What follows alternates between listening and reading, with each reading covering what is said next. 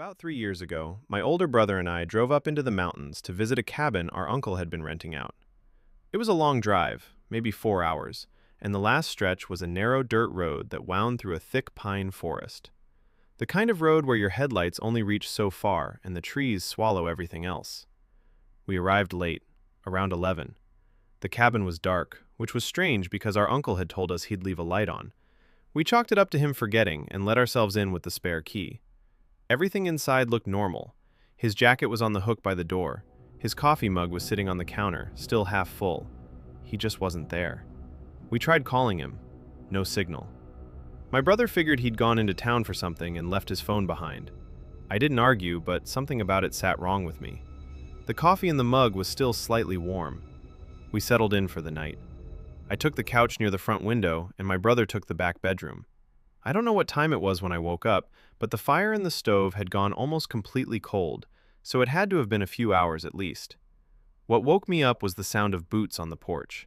Slow, heavy steps, one at a time, like someone who wasn't in a hurry.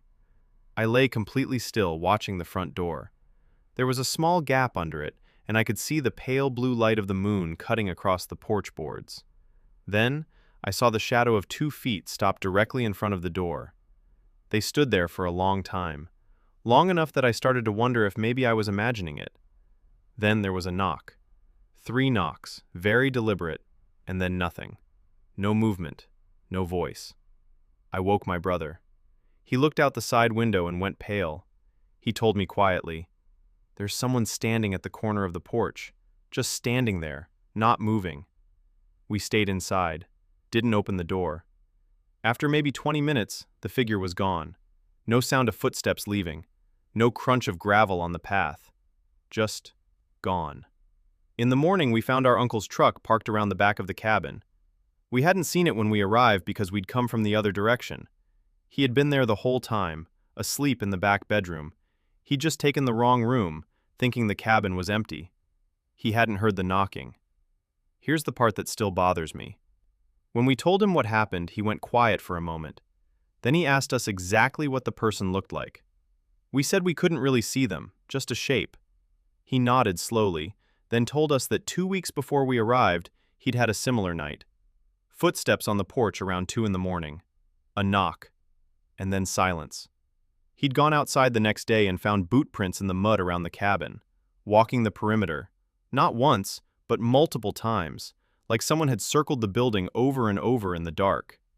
He reported it to the county sheriff. They said they'd keep an eye on the area. That was it. We left the next morning, and none of us went back to that cabin. My uncle ended the rental a few weeks later. He never told us the full reason why, but the last thing he said before we left was this. He said on his final night there, he'd looked out the window at around 3 in the morning, and the figure was back, standing at the edge of the tree line. This time it wasn't alone. He didn't sleep that night, drove home before sunrise and never turned back. To this day, we have no idea who was out there, or why they kept coming back. Some roads, I think, remember who walks them.